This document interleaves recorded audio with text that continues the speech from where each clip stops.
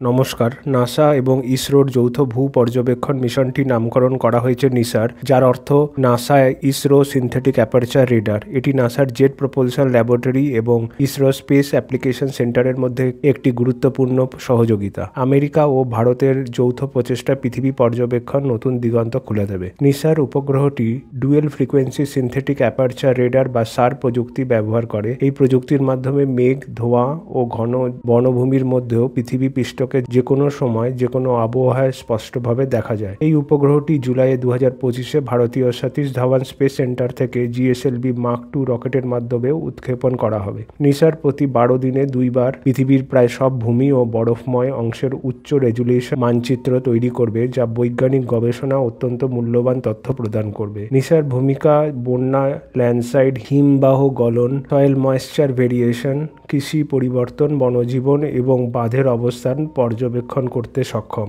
এটি কয়েক মিলিমিটার পর্যন্ত মাটির স্থানচ্যুত পরিমাপ করতে পারে, যা দুর্যোগ ব্যবস্থাপনা ও জলবায়ু বিজ্ঞানে গুরুত্বপূর্ণ অবদান রাখবে। নিসার মাধ্যমে সংগৃহীত সমস্ত তথ্য ও ছবি বৈজ্ঞানিক ও সরকারি সংস্থাসমূহের জন্য বিনামূল্যে উন্মুক্ত থাকবে, যা বিশ্বব্যাপী পরিবেশগত পরিবর্তন ও দুর্যোগের প্রস্তুতিতে সাহায্য করবে। NISAR dual frequency radar system, নাসার এল ব্র্যান্ড এবং ইসরোর এস ব্র্যান্ড রেডার একত্রিত হয়েছে। এল ব্র্যান্ড রেডার ঘন ঘন এবং গাছপালার নিচে পর্যন্ত দেখতে পাবে, আর যেখানে এস ব্র্যান্ড মাটির আর্দ্রতা ও মেরু অঞ্চলের পরিবর্তনের মাপার ক্ষেত্রে বিশেষ দক্ষ। এই দুই ফ্রিকোয়েন্সির সমন্বয়ে নিসার অনেক বেশি সঠিক ও বিস্তারিত তথ্য সংগ্রহ করতে পারবে, ফলে ভূমিকম্প, ভূমিধস এবং অন্যান্য ভূগঠন পরিবর্তনের সূক্ষ্ম মাত্রা স্থানচ্যুতি করা সম্ভব হবে। পাশাপাশি বনজীবন ও বরফ পরিবর্তনের পর্যবেক্ষণও উন্নত হবে। সার্বিকভাবে নাসার পৃথিবী পরিবেশগত ও প্রাকৃতিক পরিবর্তন